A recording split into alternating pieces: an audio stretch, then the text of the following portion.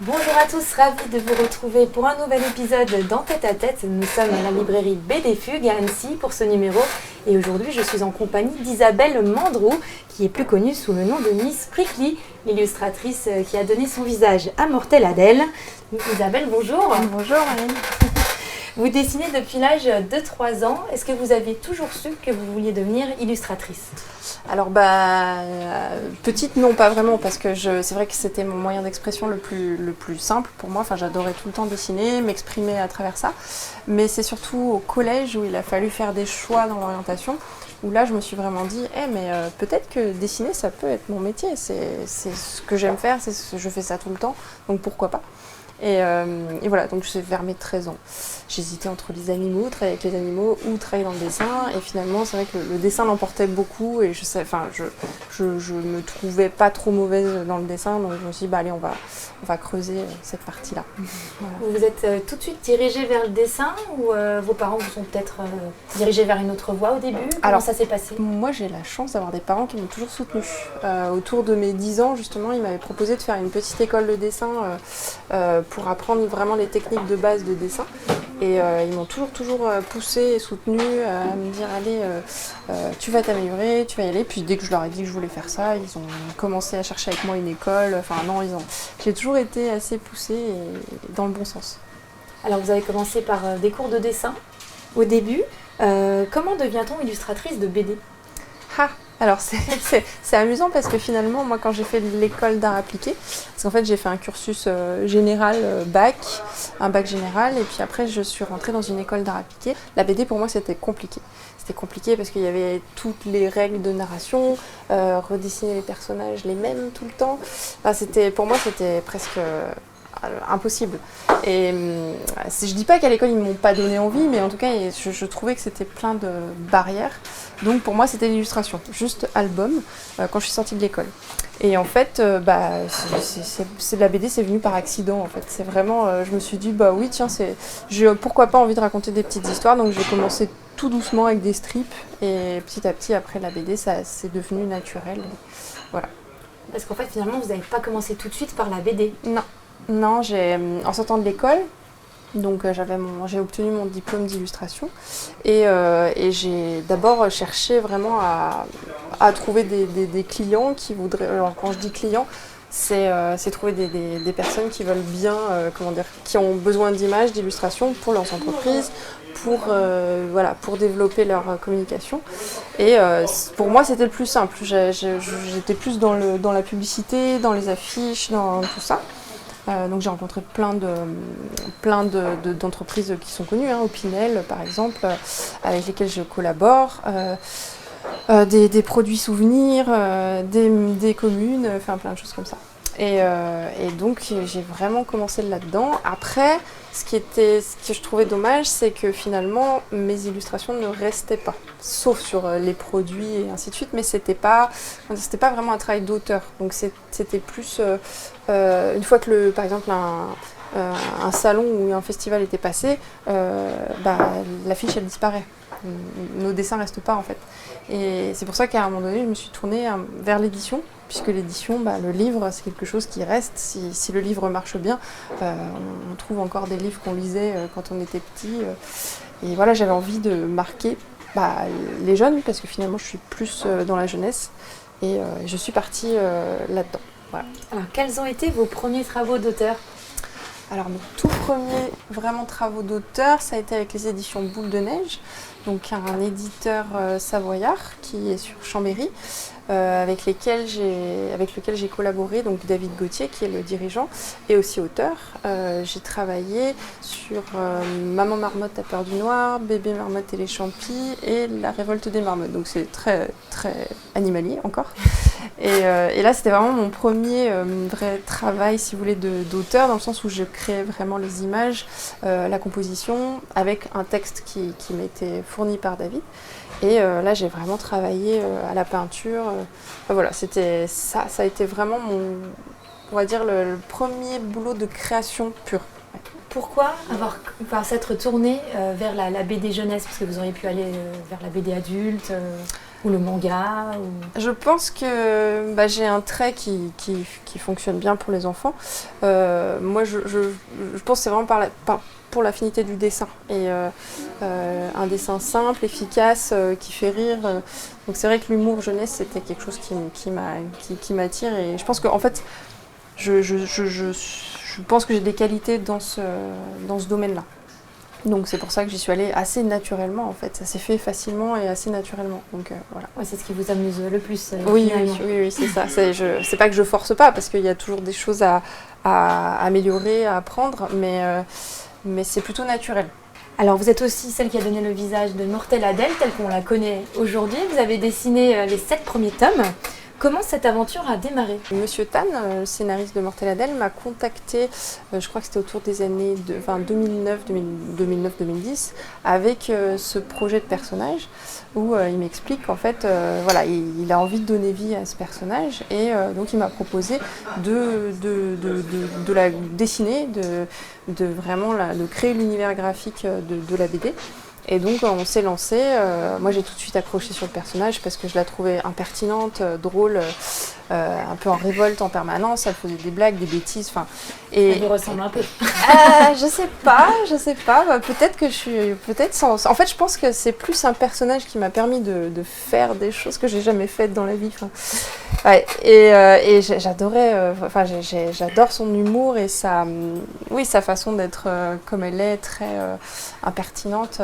Donc j'ai tout de suite cru au personnage. Et donc on a monté le dossier et puis on a présenté à un éditeur qui a tout de suite accroché. Voilà. Pourquoi avoir arrêté cette série ? J'avais envie d'explorer d'autres choses, que de développer un peu plus mon dessin. Et le problème, c'est que quand le public vous connaît sous un trait, c'est compliqué de faire évoluer un personnage. C'est possible, hein, quand on regarde le Tintin du début et le Tintin de la fin, il n'est pas pareil, même pour Astérix. Mais j'aurais pas pu sortir complètement du personnage. Donc j'avais envie d'explorer d'autres choses. Donc c'est pour ça que j'ai voulu faire d'autres séries. Voilà. Alors parlons-en de ces autres séries. Vous êtes aussi cavalière et passionnée de chevaux depuis toute jeune. Alors vous avez décidé avec votre conjoint de créer une BD sur l'équitation. Racontez-nous un petit peu. Alors c'est drôle parce que je prenais des cours et tous les soirs quand je rentrais, je racontais toutes mes histoires à Laurent. Et en fait, il me disait finalement tu parles plus des chevaux que des gens avec qui tu fais du cheval. Et je dis oui c'est vrai. Donc il y a peut-être quelque chose à creuser là-dessus. Là-dedans on s'est dit tiens moi dès que j'arrivais dans l'écurie, tous les chevaux qui sortaient de leur tête pour me regarder, je me demandais ce qu'ils pouvaient bien penser de moi, de nous, enfin des humains quoi. Et c'est parti comme ça en fait. Je me suis raconté des histoires avec les chevaux qui m'entouraient. Et ils ont chacun leur caractère, ils ont chacun leur personnalité, donc je me suis dit tiens ça serait pas mal. Il y a toujours un peu des caricatures dans les clubs, le cheval peureux, le cheval qui est à fond tout le temps, le cheval tout gentil, le poney. Et c'est parti de là en fait. J'ai commencé à crayonner les personnages. Et puis à partir de ça, Laurent a vraiment choisi les caractères. On a travaillé à deux là-dessus. Vous avez travaillé de concert ensemble. Alors on est plus sur du gag que sur de l'histoire finalement. Oui. Alors oui, c'est une planche, un gag. Et à chaque fois, il y a une petite... en fait, j'avais envie, c'était de retranscrire ce qui se passe dans les cours en fait, de centre équestre, pour que à la fois les jeunes s'y retrouvent, que ce soit quand même assez réaliste, mais aussi que ça soit ouvert à tout le monde. Donc voilà, c'est une page, un gag à chaque fois. Alors vous vous êtes inspirée de votre vie de cavalière pour dessiner. On y retrouve aussi des mésaventures personnelles. Oh oui. Notamment effectivement dans le tome 4 où c'est la fête du club, où en fait ils vont dérouler un carrousel. Alors un carrousel c'est une espèce de ballet avec des chevaux qui sont ensemble et qui dessinent des figures en fait à plusieurs, donc on est plusieurs et on doit dérouler une prestation en fait d'une certaine manière, on peut dire ça comme ça, on est déguisé, c'est rigolo. Sauf que moi quand je l'ai fait c'était tout super, pendant toute l'année on l'a travaillé et le jour où on arrive, il fallait faire ce spectacle, et tempête. Et alors là, il a fallu quand même qu'on y aille et les chevaux ils étaient complètement hystériques parce qu'ils avaient peur de tout. Donc on a un peu grossi le trait dans la BD, mais c'est exactement ce qui s'est passé avec les chevaux qui s'affolent parce qu'il y a des bâches qui voilà, donc c'est à chaque fois des petites histoires comme ça. Ouais. Vous l'avez immortalisé sur une planche. C'est ça. Qu'est-ce que vous avez envie de transmettre à vos lecteurs quand vous dessinez? C'est vrai qu'à chaque fois que je dessine, j'ai envie de passer des messages. Là, par exemple, pour Mortadelle, c'était le côté impertinent d'une petite fille. Enfin, c'était un peu le girl power d'une certaine manière. Sur À cheval et les cochons dingues, c'est les animaux, les héros. Donc, bon, c'est un peu de l'anthropomorphisme, mais finalement, ça sert, je pense, les enfants à respecter finalement les animaux. Parce que, en fait, c'est pour moi, de mettre une âme à des animaux, ça permet vraiment de les respecter, de comprendre ce qu'ils sont. En fait, j'aime bien amener ce message-là. Et sur ma dernière BD, donc, je fais en collaboration avec Kit Toussaint, Animal Jack, il y a un vrai message écologique et aussi pédagogique sur apprendre la faune sauvage. Voilà. L'idée, c'est de les sensibiliser à la faune, la flore. Voilà. L'idée, c'est vraiment d'essayer de se dire qu'on n'est pas tout seul sur la Terre, que ce soit avec les animaux domestiques, que ce soit avec les animaux sauvages. On ne peut pas faire sans aujourd'hui. Alors, quels sont vos projets à venir? Sur quoi vous travaillez en ce moment? Alors, en ce moment, je travaille sur À cheval tome 9, qui devrait sortir donc, fin septembre, je crois. Ça va être une histoire un peu encore rigolote sur l'été, mais on va aussi beaucoup parler de l'équithérapie. Donc, c'est une méthode pour les enfants un peu handicapés ou les personnes en difficulté, d'apprendre avec le cheval, de se poser. Moi, ça me tenait à cœur d'en parler.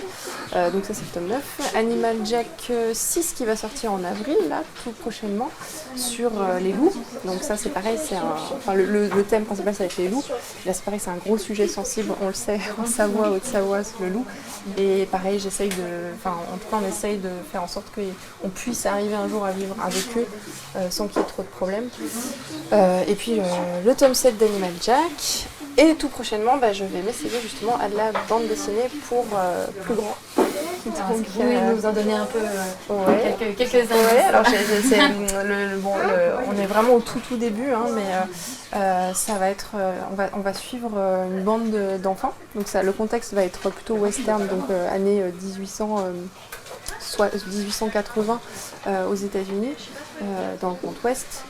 Donc une bande d'enfants amis. Il va leur arriver un drame à tous, et en fait on va les voir grandir après petit à petit, chacun avec leur vie, et voir comment ils ont évolué par rapport à ce drame-là. Donc ça, c'est vraiment l'intrigue entre guillemets principale, mais il y a plein de choses qui se passeront.